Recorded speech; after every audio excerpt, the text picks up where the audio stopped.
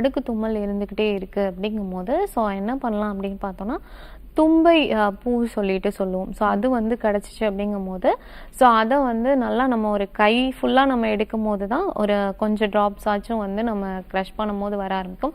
So அதனால கை ஃபுல்லாக நம்ம எடுத்துட்டு ஸோ அதை வந்து நல்லா வந்து நம்ம அரைச்சிட்டு ஸோ அதுலேருந்து சாறு எடுத்து நம்ம வந்து மூக்கில் விடும் போது நம்மளுக்கு இந்த அடுக்கு தும்மல் இருக்குது, இல்லை வந்து சளி வந்துக்கிட்டே இருக்குது, நம்மளுக்கு மூக்கில் வந்து நீர் வந்துக்கிட்டே இருக்குது, இல்லை மூக்கு அடைப்பு இருக்குது அப்படிங்கும் போது ஸோ இந்த தும்பை சாறு வந்து நம்ம விடும் போது நல்லாவே வந்து நம்மளுக்கு ரிலீஃப் கிடைக்க ஆரம்பிக்கும்.